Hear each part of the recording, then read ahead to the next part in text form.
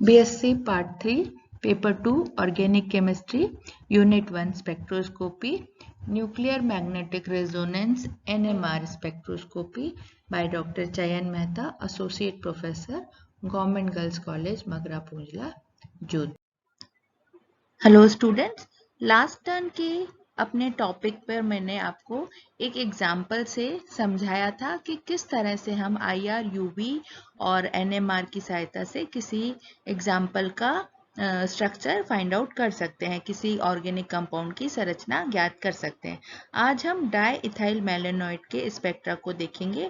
ये di ethyl मैलोनोइड compound का UV, IR और NMR स्पेक्ट्रा हम बनाएंगे। तो UV स्पेक्ट्रा में हम देखते हैं कि इसमें कोई भी बैंड हमको प्राप्त नहीं होता, क्योंकि इसमें संयुग्मन भी नहीं है और एरोमेटिक तंत्र भी नहीं है। इनकी अनुपस्थिति इनके बैंड को एब्सेंस को शो करती है। और वहीं हम देखते हैं कि IR स्पेक्ट्रा में 1750 सेंटीमीटर इनवर्स पर प्रबल बैंड हमको मिलता है, जो एस्टर समूह को दर्शाता है। इसी का हम अगर NMR देखें तो हमको 3 तरह के पीक्स मिलते हैं, 4.2 पर चतुर्लक, 3.3 पर सिंगलेट और 1.3 पर त्रिक। ये हमको 3 तरह के हाइड्रोजन 1, 2 और 3 टाइप्स ऑफ हाइड्रोजन की वजह से, जैसे सबसे पहला है 4.2 पर चतुर्लक हमको अगर प्राप्त होता है तो वो कितनी हाइड्रोजन की वजह से, ये चारों हाइड्रोजन की वजह से मिलता है।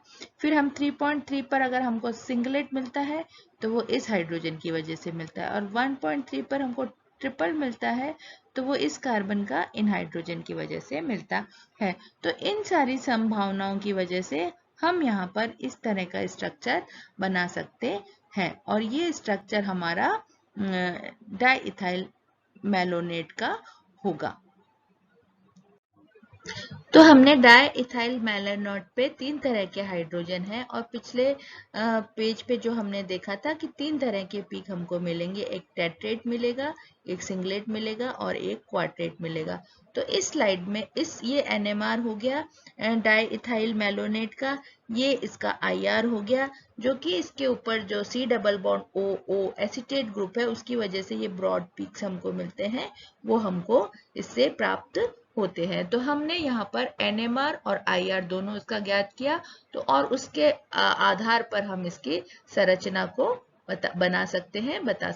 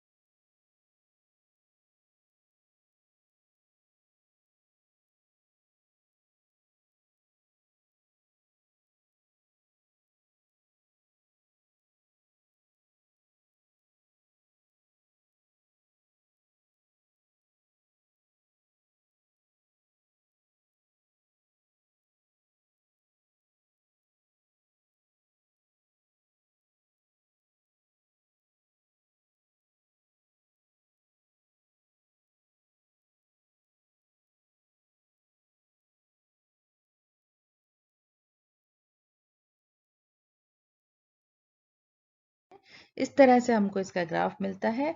ये एक सिंगलेट और ये एक सिंगलेट, ये इसका UV है और ये इसका IR का ग्राफ है। तो इस तरह से हम IR, UV और NMR की सहायता से कुछ कंपाउंड्स के स्पेक्ट्रा देखते हैं। ये चौथा प्रॉब्लम है CH3 CH3CHO C double bond O CH3।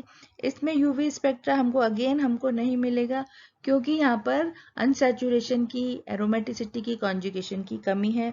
IR spectra इसका C double bond O CO को 1750 सेंटीमीटर इनवर्स पर अपना सिग्नल देगा।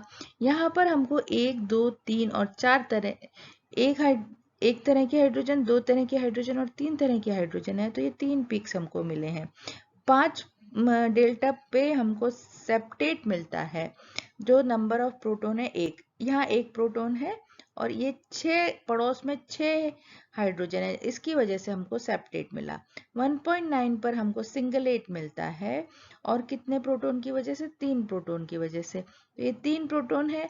सिंगलेट क्यों मिलता है? क्योंकि पास वाली कार्बन पर कोई हाइड्रोजन नहीं है। 1.2 पर हमको डबलेट मिलता है। इस पर हमको, इस कार्बन के लिए हमको 6 हाइड्रोजन है और इसके लिए हमको डबलेट मिलता है क्योंकि पास वाली कार्बन पर एक हाइड्रोजन है। तो इस तरह से सेप्टेट, सिंगलेट और डबलेट हमको ये बताता है कि इसका जो कंपाउंड हमको दिया गया है उसका स्ट्रक्चर क्या होना चाहिए। और यहाँ हम देखते हैं कि ये हमको डबलेट मिला है, ये हमको सिंगलेट मिला है और ये हमको सेप्टेट मिला है, जो कंपाउंड की आइसोप्रोपाइल एसीटेट की एनएमआर को दर्शाता है। ये आइसोप्रोपाइल एसीटेट का आईआर है और ये आइसोप्रोपाइल एसीटेट का एनएमआर है। इसके बाद अगला एग्जाम्पल इथाइल एसीटो एसीटेट का स्पेक्ट्रा है। यहाँ पर हम देखते हैं इथाइल एसीटो एसीटेट में सी डबल बॉन्डो ग्रुप है। 1, 2, 3 और 4 तरह के हाइड्रोजन है।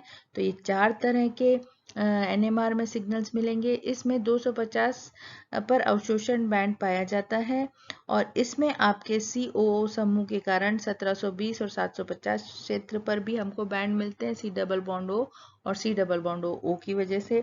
यहाँ पर 4.1 चतुर्लक हमको मिलता है जो 2 प्रोटॉन की वजह से मिलता है। 3.5 पे सिंगलेट मिलता है, वो भी हमको 2 प्रोटॉन की वजह से मिलता है। 2.2 पर सिंगलेट मिलता है, वो हमको 3 प्रोटॉन की वजह से मिलता है। और 1.2 पर ट्रिपलेट मिलता है, वो हमको 3 प्रोटॉन की वजह से मिलता है।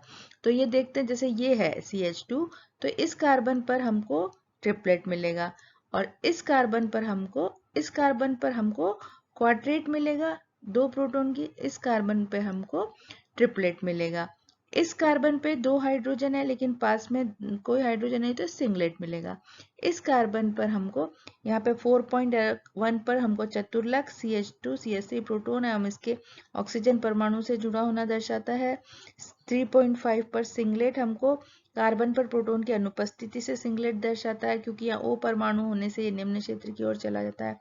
2.2 पर सिंगलेट हमको इस C डबल बॉन्ड O पर ये CH3 जुड़ा हुआ है, इसका दिखाता है। और 1.1 पर जो हमको ट्रिपलेट है, ये सिग्नल CH3 CH2 समूह की ओर दर्शाता है। तो संलग्न दर्शाता है युग्मनांक का मान 4.1 पर प्राप्त होता है और क्वाड्रेट के समतुल्य होने से दोनों समूह संलग्न कार्बन पर उपस्थित होते हैं। तो इन सब आंकड़ों को ध्यान में रखते हुए हम इथाइल एसीटेट की जो स्पेक्ट्रा है और संरचना है, ये संरचना हम इसकी समझ पाते हैं। इसका स्पेक्ट्रा इस प्रकार से होगा। यहाँ पर हमको क्वाड्रेट मिला, यहाँ पर हमको सिंगलेट मिला, यहाँ पर हमको सिंगलेट मिला, यहाँ पर हमको ट्रिपलेट मिला। तो ये NMR स्पेक्ट्रा है हमारा इथाइल एसीटो एसीटेट का। इसके बाद